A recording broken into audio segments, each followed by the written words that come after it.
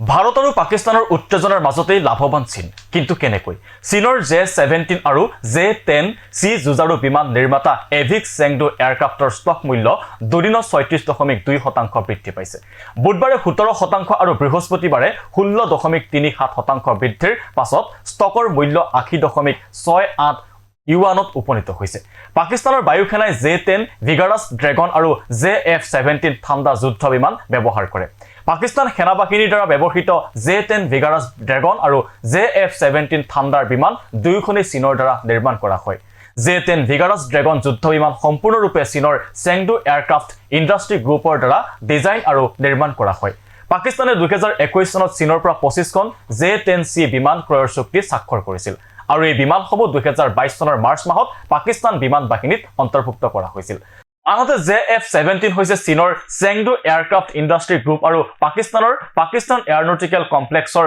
যৌথ উদ্যোগত নিৰ্মিত এখন পাতলীয়া একক ইঞ্জিনৰ মাল্টি ৰোল যুদ্ধ বিমান প্ৰথমে J-F-17 সম্পূৰ্ণৰূপে চীনত নিৰ্মিত হৈছিল যদিও বৰ্তমান দুয়োখন দেশে যুটীয়াভাৱে এই বিমানখন নিৰ্মাণ কৰে বৰ্তমানৰ হিচাপত J-F-17ৰ ৫৮% পাকিস্তানত আৰু ৪২% চীনত নিৰ্মিত হয় ১৯৯৯ চনত চীন আৰু পাকিস্তানৰ মাজত এই বিমানৰ যৌথ নিৰ্মাণৰ চুক্তি স্বাক্ষৰিত হৈছিল আৰু ২০০৭ চনৰ পৰা পাকিস্তান বিমান বাহিনীয়ে ইয়াক ব্যৱহাৰ কৰি আহিছে কিন্তু এটা কথা দেখিবলৈ পোৱা গৈছে যে এভিক চেংডু এয়াৰক্ৰাফ্টৰ ষ্টক মূল্যৰ উত্থান যেটো ভাৰত পাকিস্তানৰ মাজত উত্তেজনাৰ ফলত ঘটিছে সেই উত্থানৰ সত্ত্বেও ভাৰতীয় শেয়াৰ বজাৰ যেনে সেনসেক্স আৰু নিফটি স্থিতিল হৈ আছে আৰু কোনো উল্লেখযোগ্য পতনৰ সন্মুখীন হোৱা নাই ইয়াৰ কাৰণ হিচাপে উল্লেখ কৰা হৈছে যে ঐতিহাসিকভাৱে দেখা পোৱা গৈছে যে ভাৰত আৰু পাকিস্তানৰ মাজত সামৰিক বা ৰাজনৈতিক উত্তেজনাই সাধাৰণতে ভাৰতীয় বজাৰত দীৰ্ঘম্যাদী নেতিবাচক প্ৰভাৱ পেলোৱা নাই